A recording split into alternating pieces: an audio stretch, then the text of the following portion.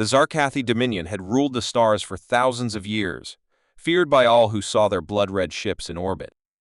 They were tall, armored, and born to hunt. No species had ever stood against them for long. But something strange began near the edge of their maps, a small blue planet named Sol 3. At first, scout ships sent reports of silence. Then those ships stopped returning. High Command thought it was a sensor glitch, or maybe weak prey hiding underground. Still, the rumors spread fast. Some said the hunters were being hunted. To end the nonsense, they sent Hall, the Dominion's top tracker, to investigate. His ship entered Earth's orbit without warning. No alarms, no defense systems fired. But inside the cockpit, Hall felt something he never knew: unease. His instincts told him something was watching.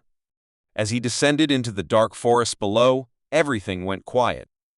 No birds. No wind. Just silence.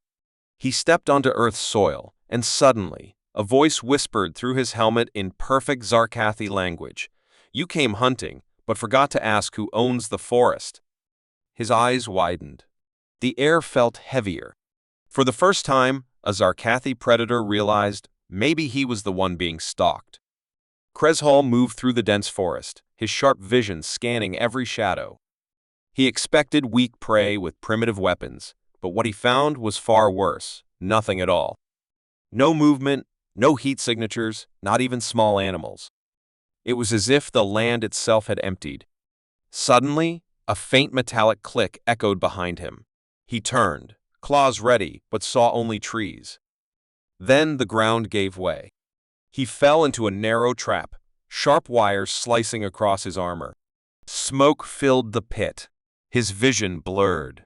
He leapt out, bleeding and confused, only to find himself in an old human building, abandoned, silent, and surrounded by mirrors. Red lasers flickered. Something moved in the shadows. But they weren't running. They were leading him deeper, step by step.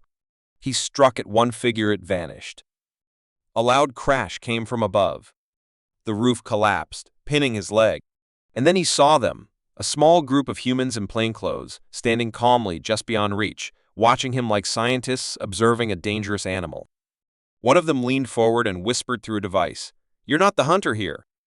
Hall's heart pounded. This wasn't war.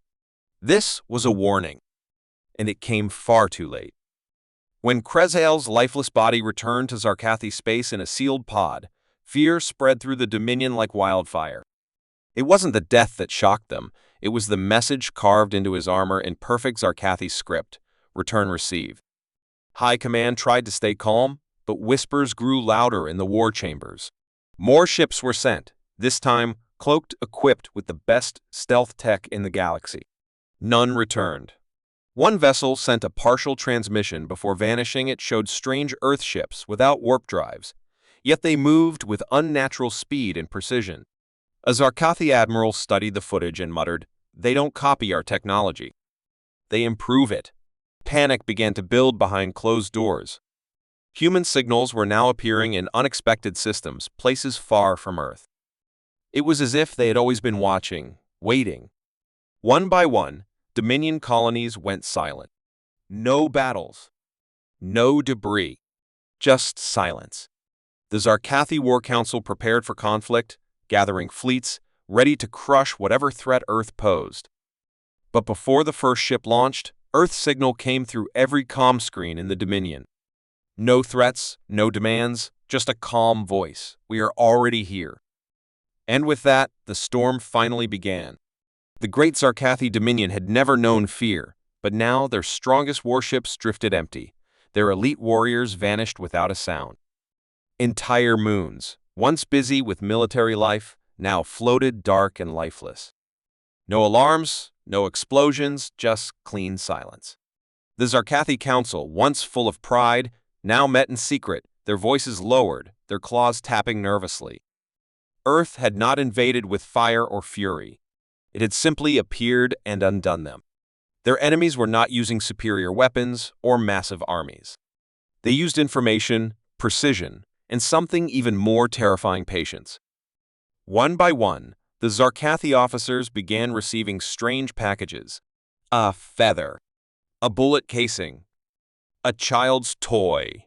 None of it made sense, but each item matched a past hunt, a reminder of what they had taken. One general opened a box and found his own military ID soaked in fresh blood. Another found a message that read, "Still think you're the hunter?" Their top assassin was sent to Earth, never to return. Weeks later, his weapon was found outside the council chamber doors, cleaned and placed neatly on the floor. That night, no one slept. Zarkathi leaders who had once crushed civilizations now feared walking alone. The final shock came when the Grand Marshal received a simple gift from Earth, a human hunting knife wrapped in leaves, still wet with something dark. Attached was a note in their language: "We don't hunt for fun. We hunt when forced." And in that moment, the truth broke through their pride like a blade. Earth wasn't rising.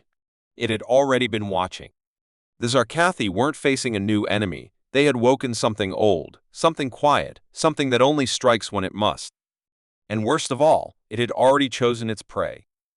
A single Zarkathi cruiser, damaged and humbled, entered Earth's orbit with its weapons powered down. No threats, no pride, just surrender. From Earth, only one person boarded the ship. Not a general, not a soldier, but a simple woman in forest green clothing. Her badge read Wildlife Ranger. The Zarkathi officers stared, confused. She walked calmly through their ship, looked around, and then spoke in a soft voice. "You crossed into protected space. We don't take that lightly." There was no shouting, no display of force, just certainty in her tone. Behind her, a small device projected images Zarkathi war crimes across centuries, entire species hunted to extinction, all recorded.